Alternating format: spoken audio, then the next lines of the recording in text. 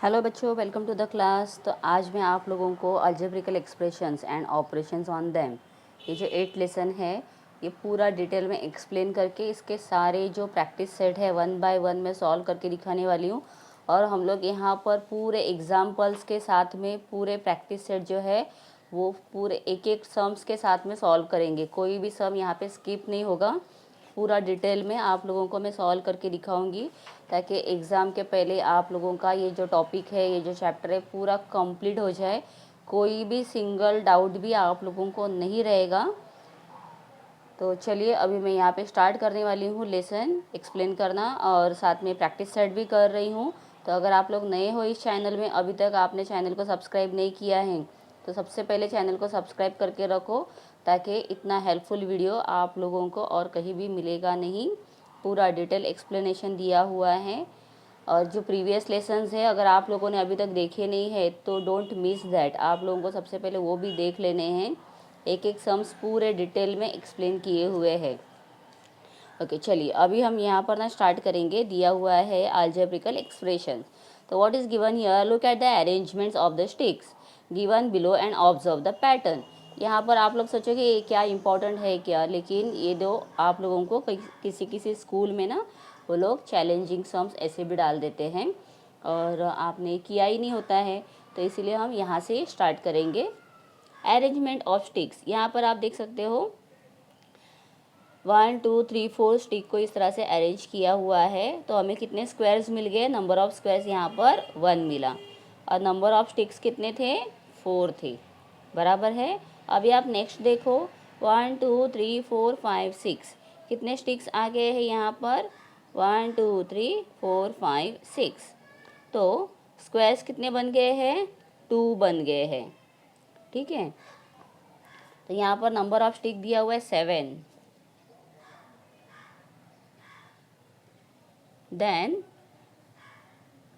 यहाँ पर हमने कितने बॉक्सेस स्क्वायर्स बनाए हैं, 1 2 3, ठीक है। तो यहाँ पर देखो जब नंबर ऑफ स्टिक्स, तो यहाँ पर क्या दिया हुआ है 3 + 1, so that means 3 multiplied bye 1 + 1। तो 3 1 जा क्या होता है, 3 होता है, और +1, तो इसी को देखो कैसे हमने एक्सपांड करके दिखाया हुआ है। मीनिंग सेम है बट 3 1 जा 3 +1 इज ऑल्सो 4, 6 + 1 is 7, ओके, और 3 2 जा 6 + 1 इज ऑल्सो 7।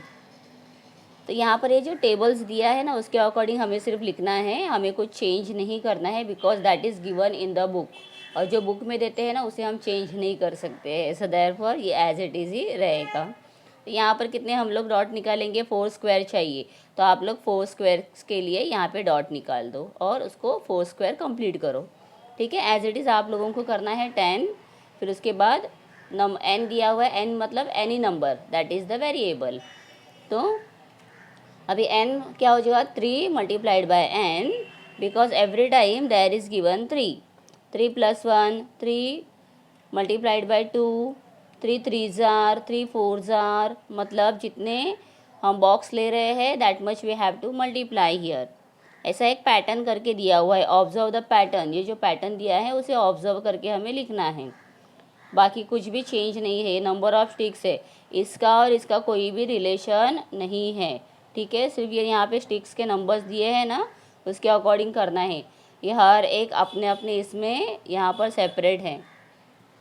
तो 3 मल्टीप्लाइड बाय n, तो 3n हुआ +1, सो यहाँ पर आ जाएगा फिर से 3n, ठीक है।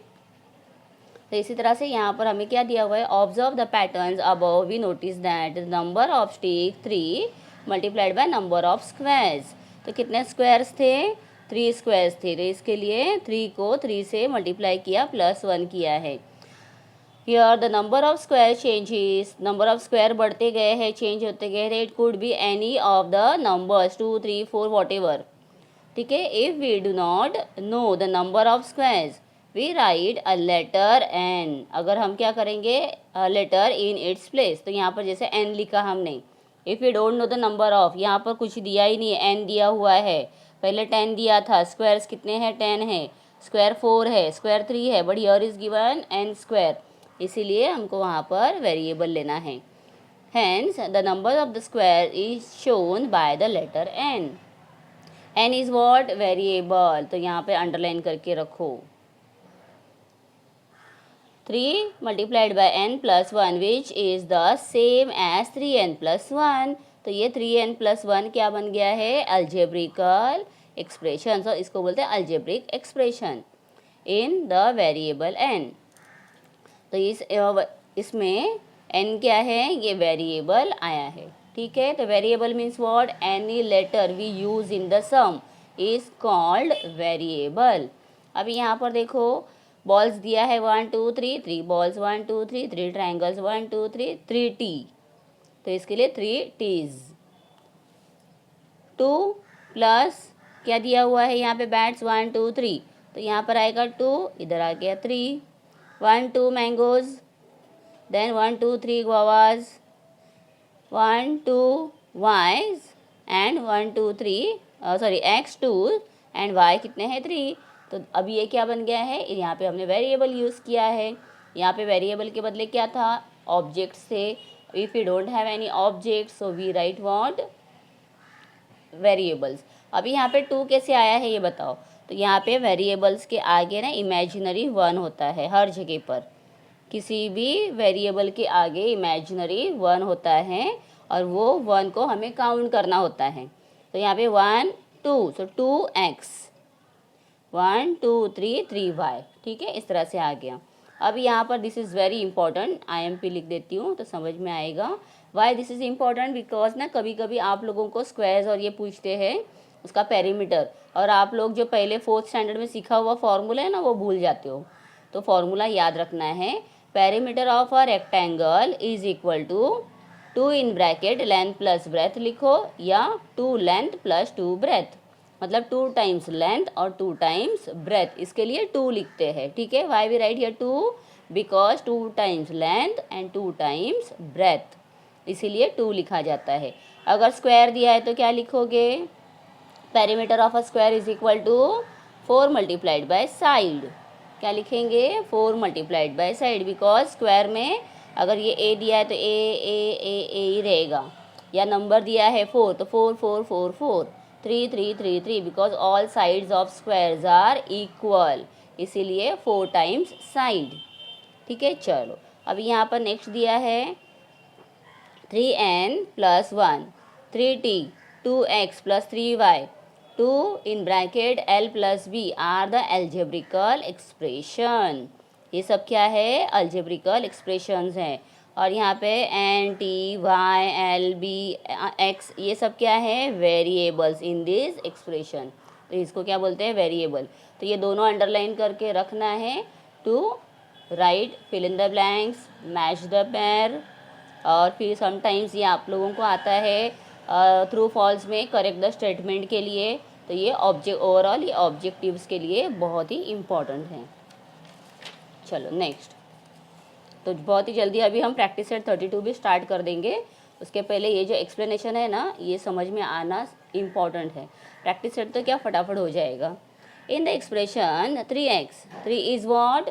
जो नंबर होता है उसे हम बोलते हैं कोएफिशिएंट, और जो लेटर होता है उसे बोलते हैं वेरिएबल. क्या बोलेंगे? नंबर्स को कोएफिशिएंट और लेटर्स को वेरिएबल. ठीक है, तो यहाँ पर आप देखोगे अगर नेगेटिव 15t दिया है तो नेगेटिव 15 क्या है? कोएफिशिएंट है, और t क्या बन गया है? वेरिएबल.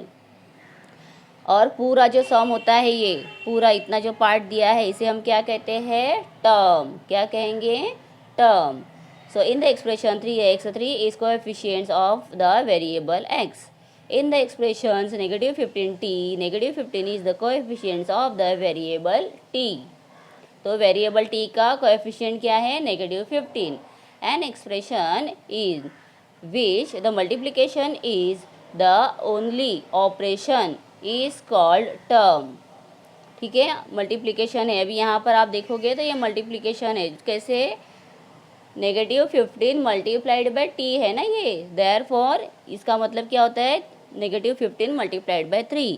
इसका मतलब होता है 3 मल्टीप्लाइड बाय एक्स. तो जहाँ पर मल्टीप्लिकेशन ऑपरेशन है वहाँ पर उसे हम कहेंगे term. An algebraic expressions may have one term or may be the sum of several terms. तो एक टर्म हो सकता है या बहुत सारे टर्म्स हो सकते हैं। तो आप लोगों को आगे देखते देखते सब समझ में आएगा। आगे प्रैक्टिस सेट्स में सेवरल टर्म भी आने वाले हैं। तो अब यहाँ पर देखो टर्म्स दिया है कोएफिशिएंट एंड वेरिएबल। तो 11 mn, तो 11 इज व्हाट कोएफिशिएंट, और m एंड n क्या है टर्म है, वेरिएबल्स हैं। मतलब ये कैसे हो गया 11, यहाँ लिख देती हूँ 11 multiplied by m multiplied by n, ऐसे। -9 x square y square cube, तो यहाँ पर -9 क्या है कोएफिशिएंट है और x और y क्या है वेरिएबल। 5/6 में 5/6 coefficient, p is what variable. A में अभी मैंने जैसे बताया था इमेजिनरी 1 आगे रहता है, देयरफॉर 1 इज़ व्हाट कोएफिशिएंट। तो 1 कहाँ से आया है imaginary 1, and A is what variable. तो आई होप आप लोगों को यहाँ पर ये समझ में आने लगा है। यहाँ सेम दिया हुआ है 5/6 y x z is the third term and the 5/6 is the coefficient in it. Okay चलो अभी एक एग्जाम्पल दिया हुआ है यहाँ पर 4x square minus 2y plus 5/6 x Z. Okay यहाँ पर एक सम दिया है एग्जाम्पल में। तो 4x स्क्वायर जो है इसको कैसे करेंगे 4x square is the first term, then 4 is the coefficient in it, 4 coefficient है। सेकेंड टर्म कौन सा है 2y, इसमें कोएफिशिएंट क्या है 2 है। ओके और नेक्स्ट क्या है 5/6 एक्स जेड, इसमें कोएफिशिएंट क्या है 5/6। ठीक है समझ में आ गया। और जो बाकी के लेटर्स हैं वो वेरिएबल्स है। अभी यहाँ पर एक पॉइंट दिया हुआ है टू रिमेंबर। तो ये रिमेंबर्स जो हमें देते हैं ना वो बहुत इंपॉर्टेंट होते हैं और इसी में से ऑब्जेक्टिव्स आते हैं। The algebraic expression 15 - x has 2 terms. अभी कैसे 2 टर्म्स हुए देखो, जब माइनस और प्लस बीच में आता है ना तो सेपरेट करने वाले जो 2 नंबर्स होते हैं वो क्या बन जाते हैं, वो पूरे सेपरेट टर्म बन जाते हैं। इसीलिए वो क्या बन गया है, ये 2 टर्म्स है यहाँ पे। तो the first term 15 is the number and the second term is -x। Here the coefficient of the variable x is what, अब x है ना यहाँ पर, तो इसके आगे क्या रहेगा इमेजिनरी 1, इसके लिए -1 क्या है x का वेरिएबल जो है उसका टर्म क्या है coefficient -1। Terms which have the same variables, जिसमें सेम वेरिएबल्स आते हैं, मतलब एक में x है दूसरे में x है, xy है xy है, zx है तो zx है। ऐसे जब सेम सेम आते हैं ना same powers is called like terms. अभी हम देखेंगे लाइक टर्म्स क्या है। ये देखो यहाँ फर्स्ट में दिया हुआ है, फर्स्ट टर्म में 2x 5x, तो यहाँ पे दोनों में x हैं, लाइक टर्म हो गए। थर्ड पॉइंट में भी दिया है x ही दिया हुआ है, तो मतलब ये तीनों क्या हो गए लाइक टर्म हो गए। अब यहाँ पर देखो x square y x square, देखो x स्क्वायर y हो गया ना लाइक टर्म। इसीलिए आगे पीछे है चलेगा बट सेम रहने चाहिए। अगर यहाँ पे क्यूब दिया है और यहाँ पे स्क्वायर दिया है तो ये लाइक टर्म नहीं बनेगा। क्यूब है तो क्यूब ही चाहिए, ऊपर का पावर जो है ना वो सेम रहना चाहिए। अनलाइक टर्म देखो 7xy 9y स्क्वायर 2xyz। अभी यहाँ पे y स्क्वायर अलग अलग आ गए सब जगह पर, तो ये लाइक टर्म है, सॉरी अनलाइक टर्म है। 8m square n square 8m cube और n, सब में mn दिखाई दे रहा है बट यहाँ पे स्क्वायर है यहाँ पे क्यूब है, यर द सिंगल टर्म, तो इस सिंगल पावर, इसीलिए क्या हो गया है ये अनलाइक टर्म में आता है। ठीक है okay now will see the next thing, types of algebraic expression. अभी कौन कौन से टाइप के होते हैं, let's see that. Expressions are named after the numbers of terms they have. तो कितने टर्म्स रहते हैं उसके अकॉर्डिंग, जैसे यहाँ पे मैंने बताया 2 टर्म्स है, तो वैसे ही कितने टर्म्स आते हैं ना उसके अकॉर्डिंग उनको नेम दिया हुआ है। Expressions with 1 term is called monomial. देखो यहाँ से मैं पूरा टिक मार्क कर रही हूँ बिकॉज ये एक एक पॉइंट जो है ना ये आप लोगों को इम्पॉर्टेंट रहने वाला है एग्ज़ाम के लिए। फिर those with 2 terms binomial, with three terms, trinomials, and if they have more than three terms. देखो more than three terms अगर है तो उसको क्या कहेंगे? पॉलिनोमियल। क्या कहेंगे? पॉलिनोमियल्स। तो ये बहुत इंपॉर्टेंट है।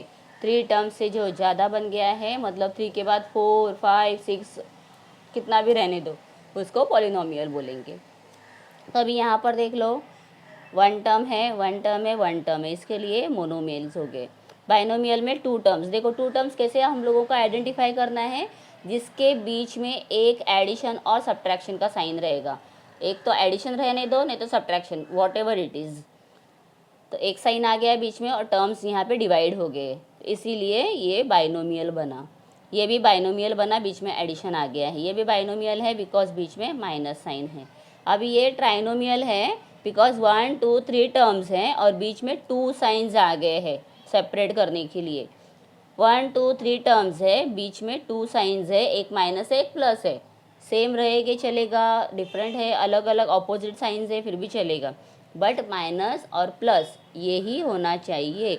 मल्टीप्लिकेशन डिवीजन नहीं होना चाहिए। ओके, यहाँ पर भी 1, 2, 3 टर्म्स हैं, माइनस और प्लस साइन है, तो ये ट्राइनोमियल हो गया। अभी देखो, जब 2 साइंस से ज़्यादा, 2 साइंस आ गए तो ट्राइनोमियल, 1 साइन है तो बाइनोमियल, और नो साइंस तो मोनोमियल। ठीक है, ये भी सिंपल फंडा आप याद रखो। या फिर 1, 2, 3 टर्म्स है तो ट्राइनोमियल, 2 टर्म्स है बाइनोमियल, और 1 टर्म है मोनोमियल। अभी 1, 2, 3, 4 टर्म्स है तो ये क्या बन गया? पॉलिनोमियल्स। 1, 2, 3, 4, 5 टर्म्स हैं तो पॉलिनोमियल्स। 1, 2, 3, 4 टर्म्स है पॉलिनोमियल्स बिकॉज 3 से ज़्यादा हैं। क्लियर? चलो, अभी मेरा पूरा एक्सप्लेनेशन डिटेल में हो गया है। आई होप आप लोगों को पूरा एकदम एक्सप्लेनेशन समझ में आया है। डाउट है तो रिपीट करके देखो, 1-2 बार आप देखोगे तो और क्लियर होते जाएगा कॉन्सेप्ट, और साथ में सॉल्व भी करते रहना है। सिर्फ वीडियो देखते बैठना नहीं है, देखते देखते सॉल्व भी करना है। नोटबुक और पेंसिल रख के साथ में करना है। अभी नेक्स्ट देखेंगे प्रैक्टिस सेट 32।